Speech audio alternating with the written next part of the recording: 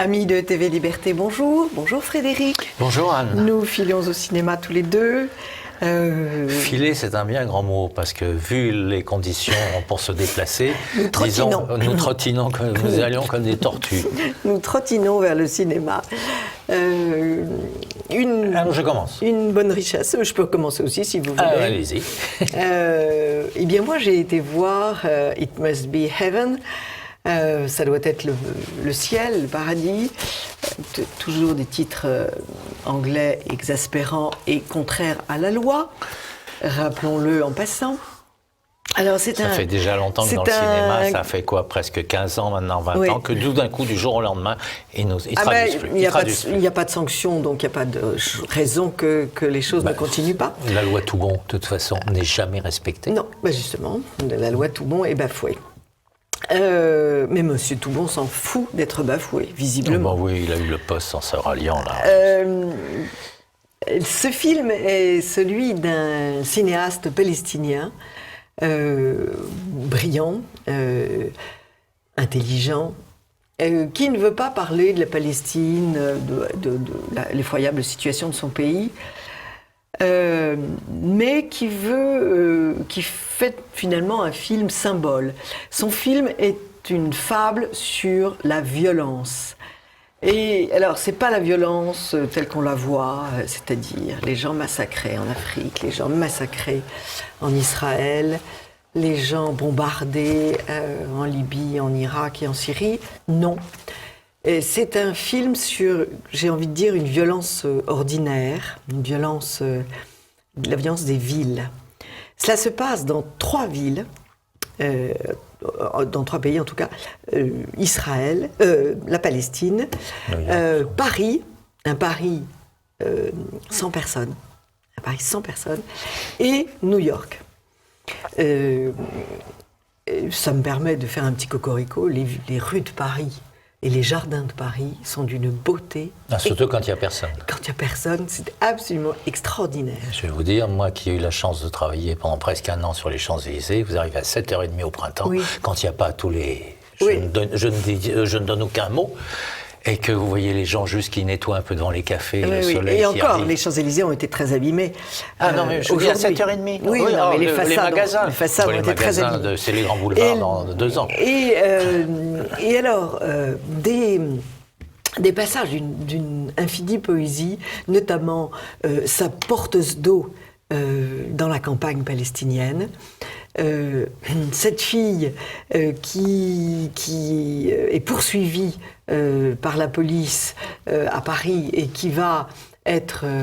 non, à Paris ou à New York, dans le jardin de New York, sur lequel la police va fondre et elle va disparaître.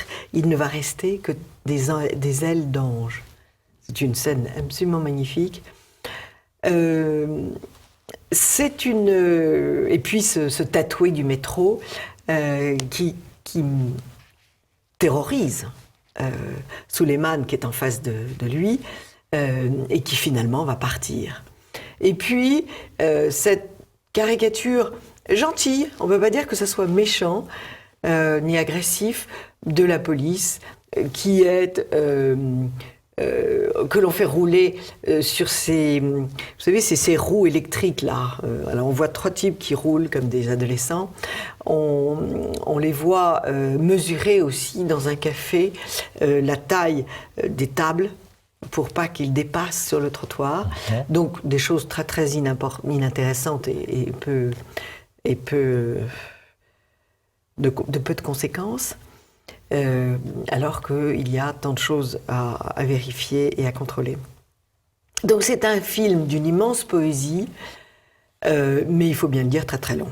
J'en aurais supprimé 3/4 d'heure, peut-être 1 heure. Ça fait beaucoup. Mais, et c'est un film qui reste sur votre rétine, vous voyez.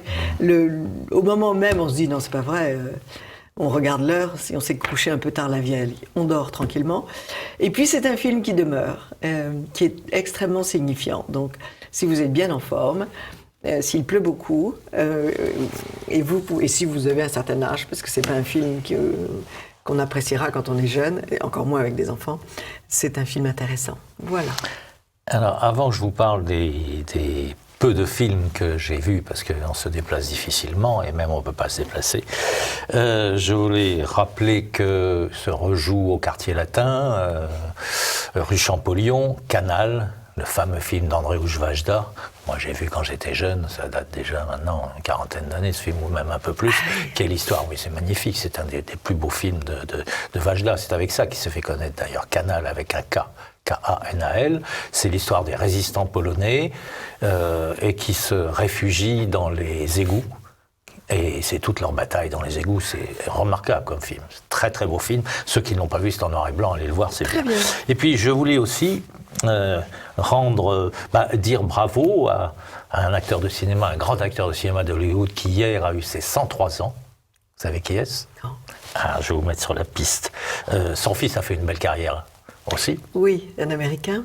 Ah oui, américain, naturellement. Oui. Douglas. Voilà, si je vous dis le Reptile, Les Sentiers de la Gloire, 20 000 lieues sous les mers, hein. Spartacus, tout ça. Voilà, 103 ans, Kirk Douglas. Fabuleux. Et puis tout frère et rose. Ça, je ne sais pas, 103 ans, je ne sais pas s'il est frais et rose, en tout cas il ne tourne plus, mais il nous a laissé tel souvenir, 70 films, un petit peu plus de 70 films. Et je vous dis, des films absolument merveilleux. Bon. Moi, ça a bercé toute mon adolescence, ces films-là, 20 000 lieues sous les mers, Spartacus, voilà, des grands de Hollywood. Donc bientôt il y aura une nécro, enfin bientôt, j'espère pas pour lui, mais c'est sûr que... Voilà, sinon j'ai vu Les Misérables et Brooklyn Affair. Ah. Alors, les Misérables, puisque ça fait longtemps que j'avais dit que je voulais le voir, mais j'y allais à reculons, comme un cheval qui tire en renard, et Brooklyn Affair. Donc, vous aviez raison de craindre ou pas ? Je vous le dirai après, je commence par Brooklyn Affair. D'accord, alors on maintient le suspense. Alors, c'est le deuxième film d'Edward Norton, qui avait tourné il y a 19 ans, Anna. Alors, je ne sais pas si vous vous rendez compte, donc c'est son deuxième film en 19 ans.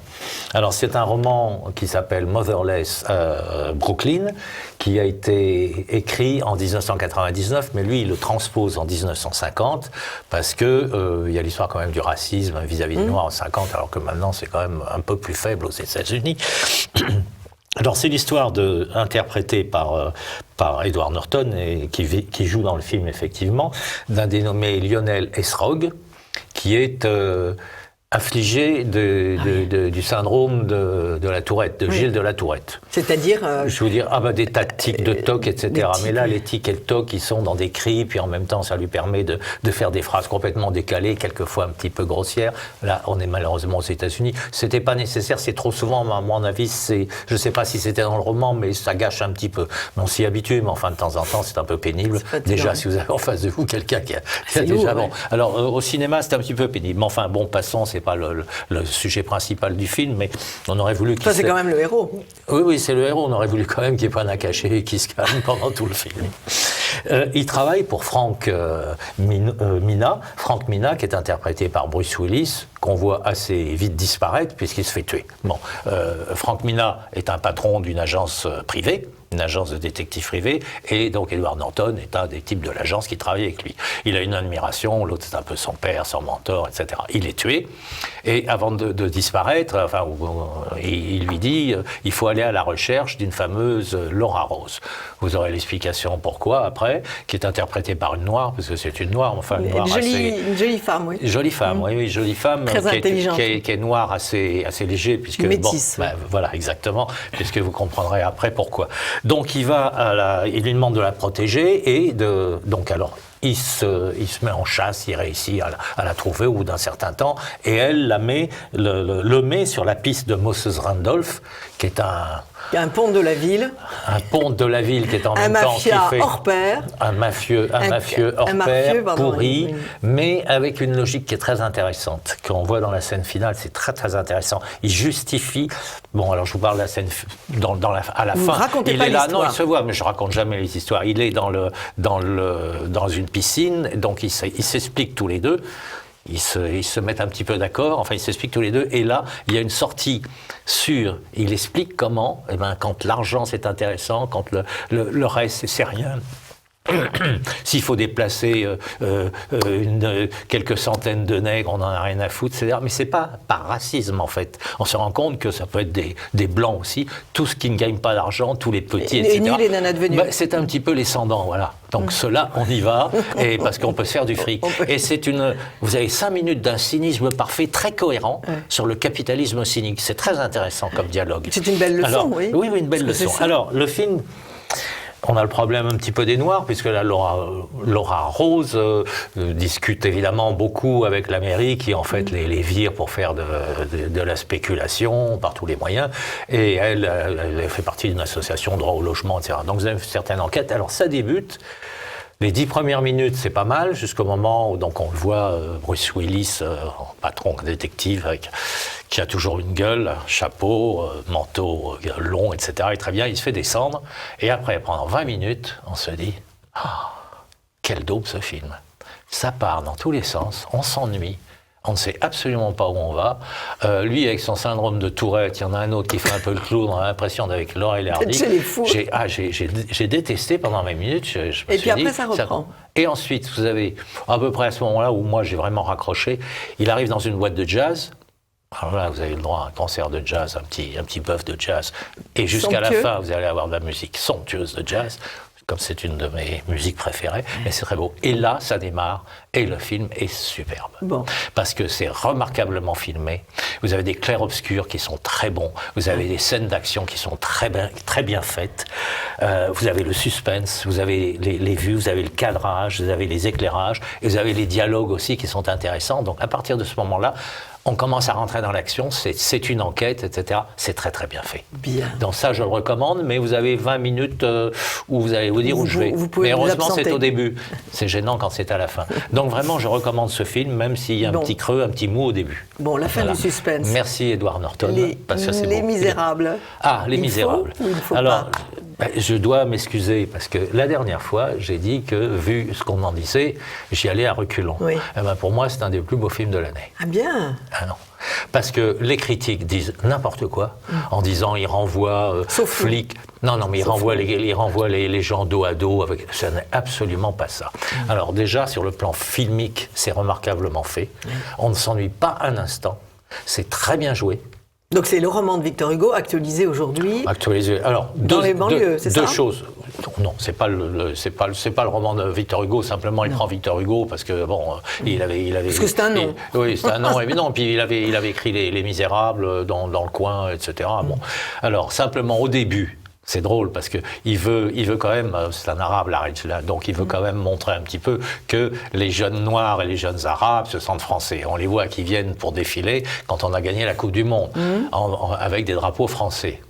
Alors c'est vrai, moi je dirais aussi autre chose. Il ne faut pas oublier que s'ils faisaient ça, c'est parce que c'était black blanc beurre, c'est parce qu'il y avait des tas de noirs et des tas d'arabes dans l'équipe de France. Parce que quand vous avez l'équipe de France de handball qui est entièrement française, c'est-à-dire français de souche, vous ne les voyez pas aller féliciter, vous ne les voyez pas. Donc c'est un petit... Et à la fin, il vous met un petit carton en disant il n'y a pas de mauvaises gens, il n'y a pas de mauvaises graines, il n'y a que de mauvais cultivateurs. Signé Victor Hugo, qui ne raconterait que des conneries très souvent. Hein, même si c'est il en a dit beaucoup. Il en a dit beaucoup. Même très joliment, mais beaucoup. Oui, c'est un grand écrivain, puis sa vie, bon, quand on connaît un peu sa vie, le personnage n'est pas si intéressant. Hein. Royaliste, père de France, ensuite, mais je ne peux pas avoir ça, donc je deviens républicain, puis ensuite Napoléon III m'octroie pas ça, alors je vais en exil, je joue etc. Anticlérical à ses heures. Oui, complètement. Il a eu sa folie aussi à un moment juive, il s'intéressait à ça, il est tenu, puis ensuite il a quitté, bon, enfin...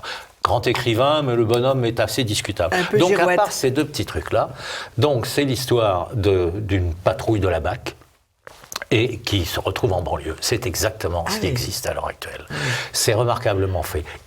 Alors dire que les flics sont des salauds, mais pas un instant là-dedans. Vous en voyez un qui est un petit peu énervé par moment, qui laisse tomber sur une gamine, il fout son mobile par terre parce que l'autre la filme, etc.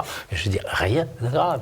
On voit par contre, le long du mur, les gamins de 15 ans qui les insultent, je vous passe les insultes, etc. Donc on vous montre la réalité. réalité. On vous montre un moment le maire du quartier, qui est un noir, qui est un pourri, qui ne fait que des magouilles. Et quand il y a eu... Quand il y a cette bavure, il dit c'est bien, il faut retrouver celui qui a filmé, etc., avec le drone, parce qu'on va pouvoir foutre la BAC en l'air et on sera tranquille. Vous voyez, donc.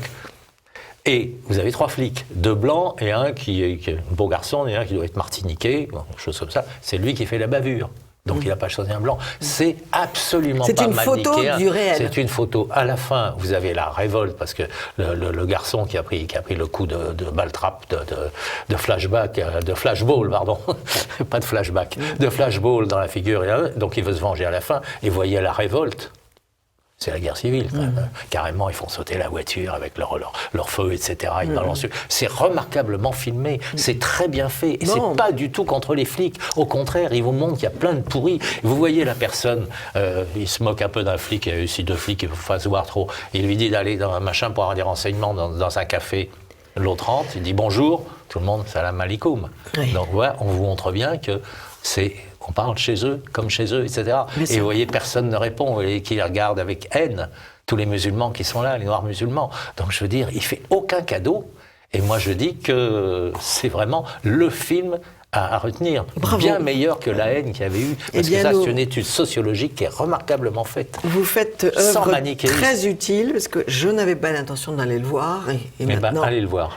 Vous m'avez changé d'avis. Ça a changé d'avis. Alors, nous vous avons proposé Les Misérables en tout premier, ensuite It Must Be Heaven de Suleiman, Brooklyn Affair, bien sûr, et puis Les Parisiens peuvent aller voir l'un des premiers films de Vajda, Canal. Qui est le grand cinéaste par excellence. Mais il commence à redonner, dans mon cinéma de quartier, dans ma petite province, il donne Quand passent les cigognes. Ah oui, ce film russe qui avait été... Il y a une espèce de retour des ciné-clubs. Qui avait eu le prix à Cannes. Voilà. Et, la Palme d'Or, Quand passent les cigognes. C'est un joli film, maintenant un peu daté sûrement, parce que moi je l'ai revu il y a plusieurs années. Mais c'était un film très beau et très... Parce qu'il y a quelque chose qui est intéressant, je voudrais, parce que c'est en janvier, si les gens peuvent regarder, au Balzac, chaque année, ils fêtent le Nouvel An russe. Ah oui. Alors vous avez des films qui passent, qui n'ont inédits, ou d'anciens films comme ça, et en même temps c'est un package et vous avez le petit repas sur un plateau russe. C'est une très bonne idée. Ah oui, mais au Balzac ils sont merveilleux. J'avais voulu le faire venir ici, mais quand je lui ai dit que nous étions plutôt de droite... Je sais, mais Frédéric, j'ai déjà essayé aussi. J'ai aussi essayé de le faire venir. Mais en tout cas, c'est très, très bonnes idées que vous nous donnez. Merci beaucoup Frédéric. Chers amis de TV Liberté, à mercredi prochain, dans un petit peu de temps. Frédéric, à très bientôt. À bientôt, alors.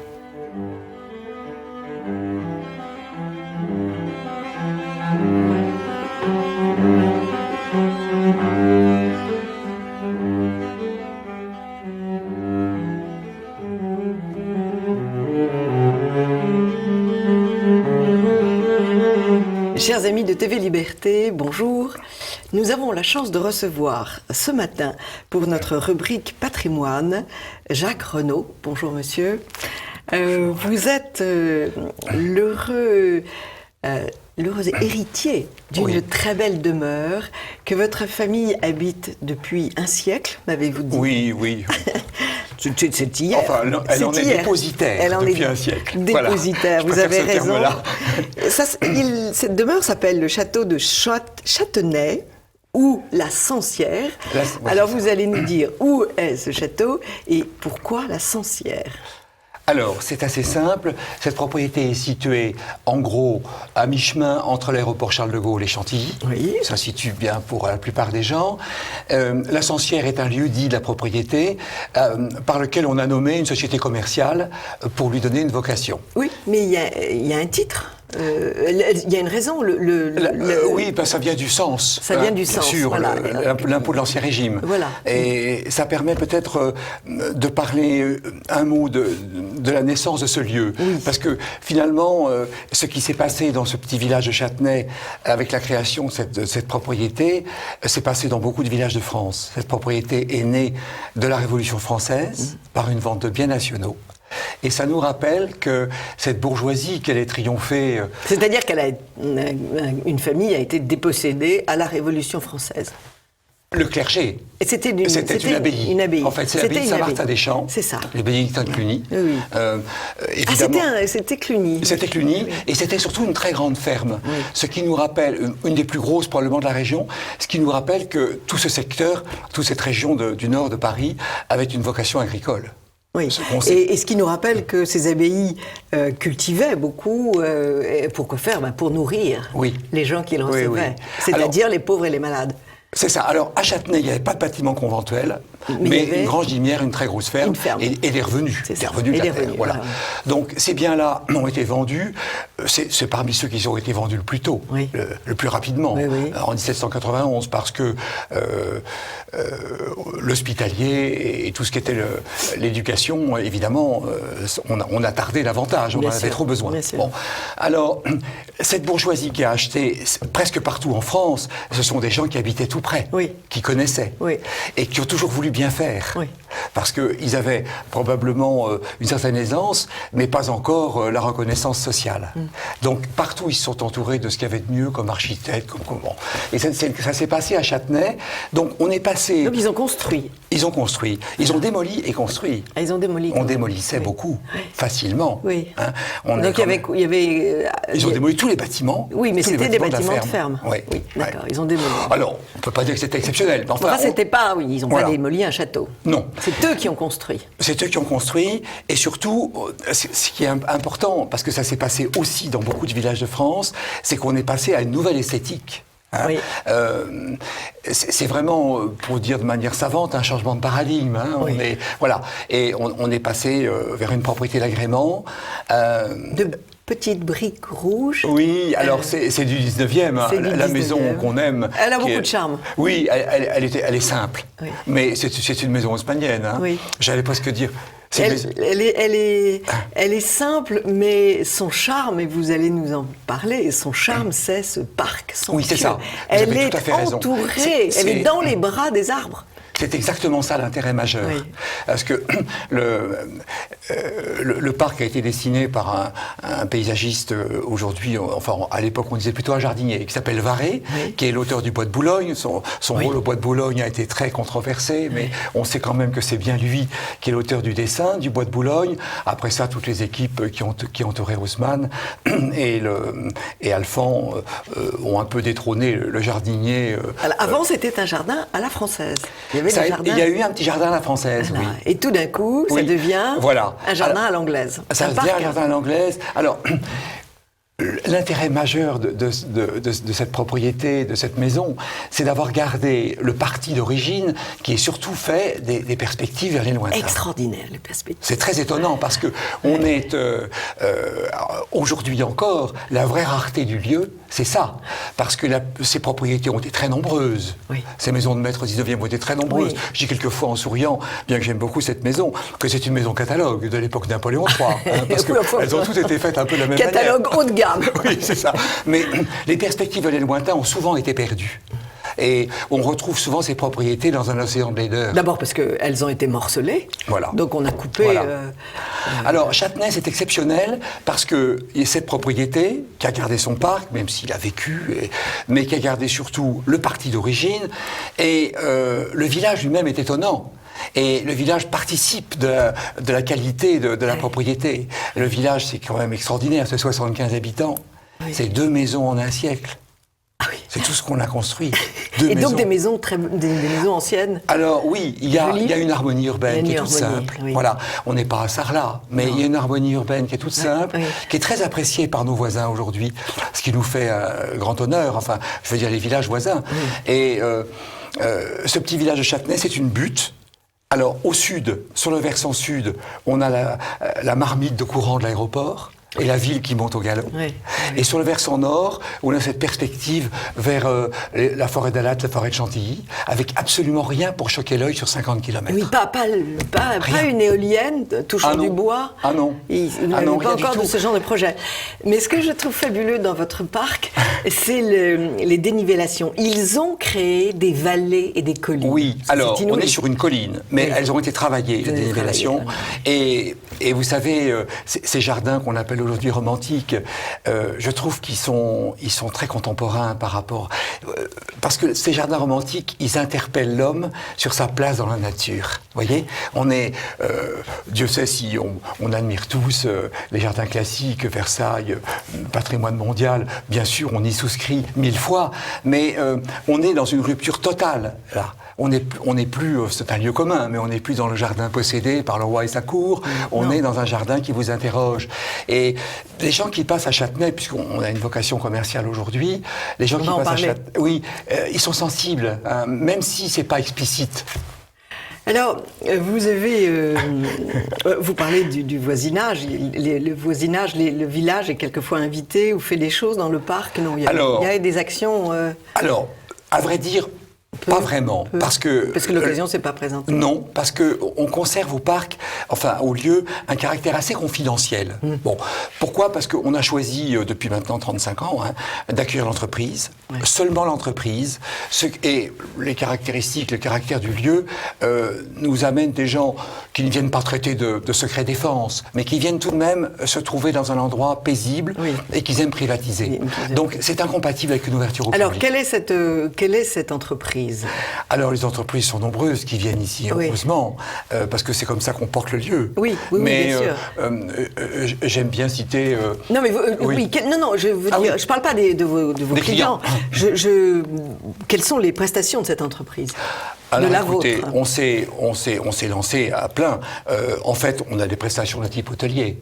Ça veut dire qu'on a des chambres, une trentaine de chambres, un peu plus. Ça veut dire qu'on a beaucoup de salles de réunion. Ça veut dire qu'on a une structure de restauration. Voilà. Vous avez un piano ? Ah oui, on a un piano. On a même 2 pianos. 2 pianos qui sont des players. Ça, c'est très important.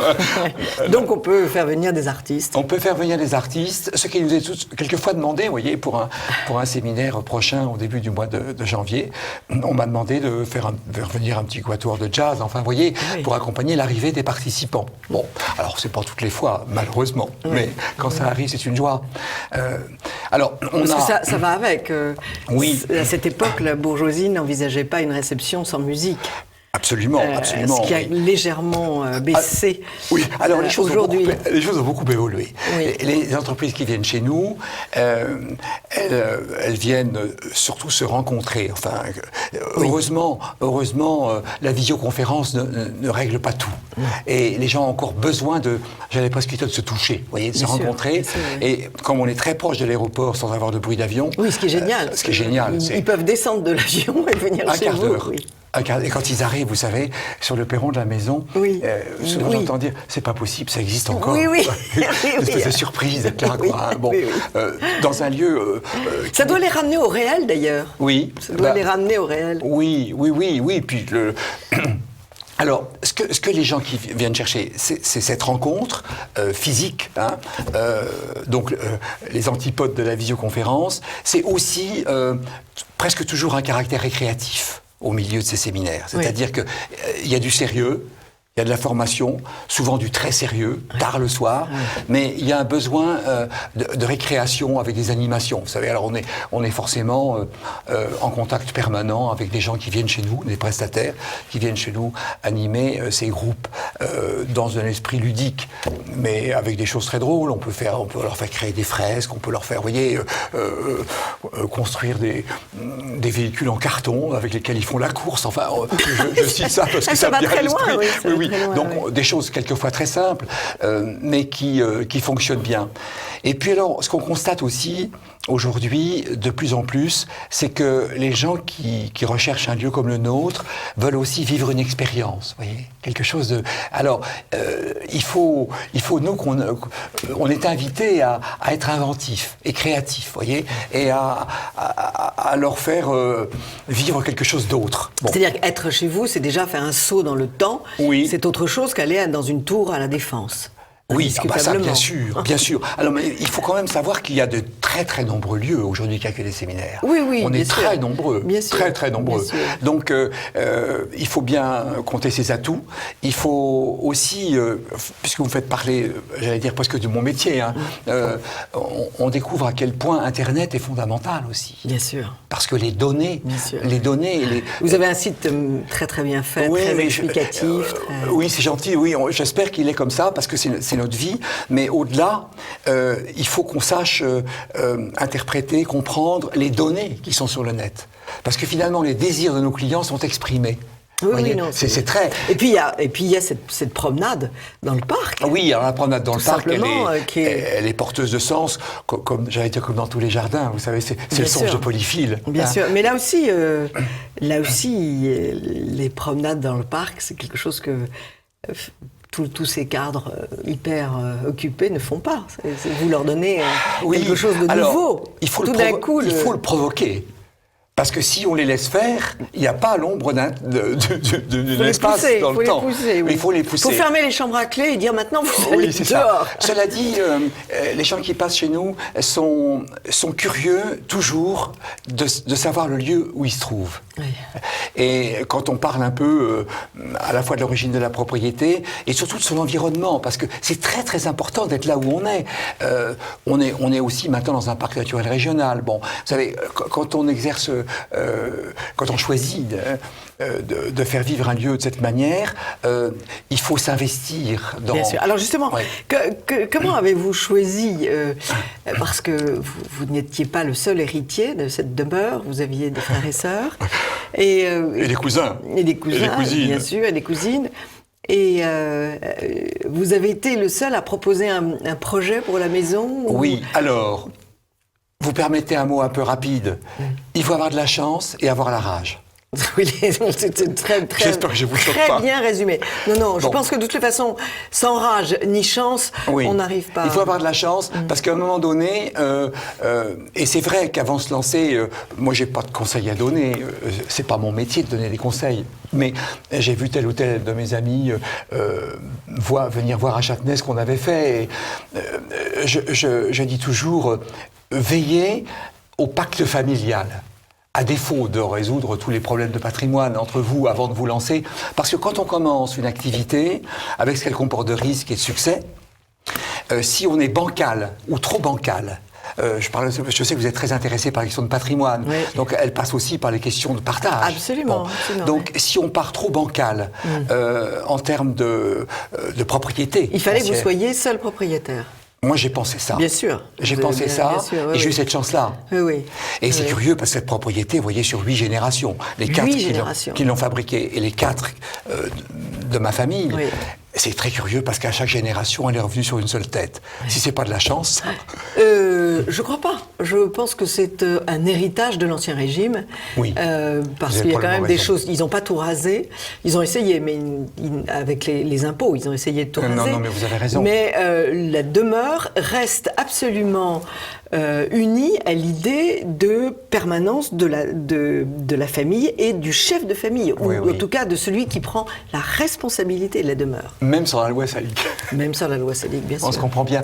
Oui, alors donc ça s'est passé comme ça. Pour nous, alors c'est un choix qu'il faut assumer, parce qu'il n'y a pas que des jours heureux. Non, c'est normal, comme dans toute entreprise. Vous êtes attaché, vous êtes attaché. Oui. En fait, vous travaillez 24 heures sur 24. Il faut... Si on parle encore de ce métier, il faut aimer les gens. Il faut aimer recevoir. Ça, c'est vraiment une condition dépendante. Bien sûr. Et puis, il faut être extrêmement disponible. Parce que même avec les gens les plus aimables... Et j'avais envie de dire une troisième qualité, il faut être bricoleur. Parce que vous assumez beaucoup de choses, beaucoup de travaux dans la maison. Peut-être un petit peu plus que bricoleur. Parce que, parce que je mets le bricolage très haut. Oui, c'est ça. Oui, parce que la propriété comporte 10 bâtiments, elle a 50 hectares, 5000 mètres carrés de plancher. Donc, c'est vrai qu'il faut veiller à beaucoup de choses. Et puis surtout... les éléments nouveaux, enfin par rapport à l'époque où j'ai commencé, c'est que il faut être, excusez-moi l'expression aussi, elle est vulgaire, elle est triviale, mais il faut être high-tech. Vous voyez ce que je veux dire? Il faut être high-tech. Il faut avoir du matériel qui fonctionne, il faut avoir du très haut débit, il faut être sur Internet, il faut que les gens puissent se connecter partout. Je vais vous faire sourire, mais j'ai des bornes d'accès Wi-Fi dans tous les bâtiments, j'en ai partout. Et il y a un lieu où j'avais pas voulu en mettre, c'est le grand salon. Oui. Parce que j'avais pensé que c'était le lieu. Ils ont râlé. Ils ont râlé. Parce que même dans le grand salon, pendant qu'ils bavardent, ça c'est un peu désespérant. Mais bon. C'est la maladie du siècle. C'est la maladie du siècle. Voilà. Ça, c'est la dernière addiction. Oui. C'est la dernière addiction. Elle est dangereuse. Mais bon. Ah oui, j'en suis bien persuadée. Mais j'en suis moi-même atteinte, donc... Mais on la respecte parce que c'est l'entreprise et parce que c'est... Voilà. C'est la mère de toutes les joies, de toutes les connaissances, mais c'est aussi la mère de tous les vices, parce que... Mais oui, c'est très ambivalent. Il faut que ça soit très, très maîtrisé. C'est très, très ambivalent. Si c'est pas très maîtrisé, c'est la catastrophe. Voilà. Que pouvons-nous dire encore? Je vous ai abruti de parole. Non, c'est exactement cela. Cela ressemble beaucoup au témoignage d'une amie reçue il y a 2 ou 3 mois, qui a reçu le cercle Renaissance catholique pour son université d'été. C'est un château à quelques kilomètres de Nevers, qui racontait tous les efforts qu'il fallait faire, puisque il y avait des murs à relever. C'était une demeure féodale, donc les problèmes étaient autres. Elle est partie de... Les problèmes étaient autres. Mais vous avez hérité d'une maison dont le toit était sain, dont les murs étaient sains. C'était en bon état. Il fallait l'aménager pour accueillir, mais c'était en bon état. C'était en bon état. Et surtout, j'insiste beaucoup, ce village, cette commune est exceptionnelle. Vous savez, une commune de 75 habitants, alors je ne voudrais pas parler de mon rôle d'élu local, mais il est modeste, mais quand on est maire d'un village aussi petit, on a forcément la disposition pour l'intercommunalité. Donc j'ai eu cet honneur aussi et cette chance de créer la première intercommunalité de mon département. Ah oui. Donc vous voyez, et aussi de participer très activement à la création d'un parc naturel régional. Parc naturel, voilà, oui. Dont je suis encore un vice-président très actif. Donc pourquoi je dis ça? Pas pour me mettre en avant, parce que tout ça... Parce qu'il faut maîtriser ces organes-là, parce que si on ne les maîtrise pas, alors là... Oui, c'est du local. Mais si on ne s'intéresse pas à ce qui vous entoure... Non seulement si vous ne vous intéressez pas, mais si vous ne vous intéressez pas, quelqu'un d'autre va s'y intéresser pour éventuellement faire une piste d'hélicoptère, un jeu pour les enfants, tout est des possible. trucs... Et alors, il y a un autre choix aussi que je voudrais mentionner, qui est assez redoutable, mais que j'assume parfaitement. On a choisi de rendre cette propriété totalement inconstructible. Oh, il y a 45 hectares. Donc ça a été très noble, quasi totalement. Mais aujourd'hui, je ne regrette pas du tout. Oui, parce qu'en plus de ça, vous êtes le maire, donc vous décidez de vous punir vous-même. Oui. Et les enfants ont bien été d'accord avec... Les enfants, ils sont tout à fait d'accord avec ça. Oui. Mais surtout, si vous voulez, on est en cohérence avec ces magnifiques perspectives. Bien parce sûr. Que si on les a encore, c'est parce qu'on regarde des forêts qui sont elles-mêmes protégées au titre des sites. Donc voilà, c'est un ensemble cohérent. Toute mon enfance, j'ai passé souvent les dimanches au château de Louise de Villemorin à Verrières-le-Buisson. Ah oui, bien sûr, oui. Pourquoi ? Parce qu'il y avait un ami médecin de mon père qui... mon père remplaçait ce médecin malade et nous allions passer le dimanche. Nous avons patiné sur les étangs, nous avons couru dans les bois. C'était une propriété très, très jolie. Et j'avais 15 ans. Et la moitié du parc a été vendue. Et ils ont construit des tours. C'est une blessure. Hein. Et j'avoue que... C'est une blessure irréversible. C'était une tristesse pour cette propriété.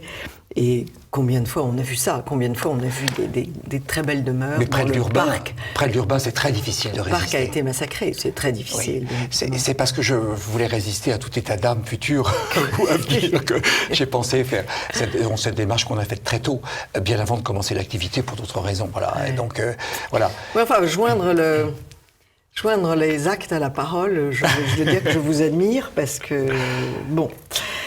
Alors...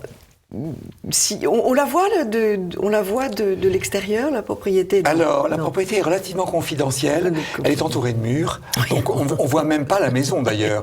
Donc, vous allez sur Internet, chers amis de TV Liberté. Et si vous avez un colloque à organiser, une réunion pour votre société, et des réunions de famille, non? Vous ne faites pas les grandes réunions de famille. Alors, il peut y avoir quelques exceptions, mais ce n'est pas notre métier. C'est pas votre métier. C'est pas notre métier. On s'est tenu à l'écart parce que, précisément, c'est un métier différent. Hein, accueillir l'entreprise, ça a des canons de... C'est d'ailleurs, finalement, vous pouvez accueillir une grande famille pour un baptême. Et puis, il y a toujours les amis d'amis qui peuvent faire... Mais on est vraiment dédié à l'entreprise. Dédié à l'entreprise. Et l'entreprise le sent bien. Et elle l'apprécie. Alors, si vous voulez en savoir plus, chers amis de TV Liberté, vous tapez Château de Châtenay ou La Sancière. Oui, château de Châtenay attaché .fr. Et vous aurez une très belle promenade au siècle dernier. Merci beaucoup, Jacques Renaud. Merci à vous de m'avoir invité. De nous avoir raconté cette très très belle et noble aventure que la vôtre. Et félicitations, parce que c'était quand même un travail titanesque. Il faut tenir dès le départ. Il faut tenir la durée. Dès le départ, remporter le morceau avec les cousins et les frères et sœurs, et ensuite se relever les manches et travailler. J'ai beaucoup d'admiration pour ce genre d'action. Merci beaucoup, Je vous en Jacques prie, Renaud. madame, merci à vous. Chers amis de TV Liberté, à très vite.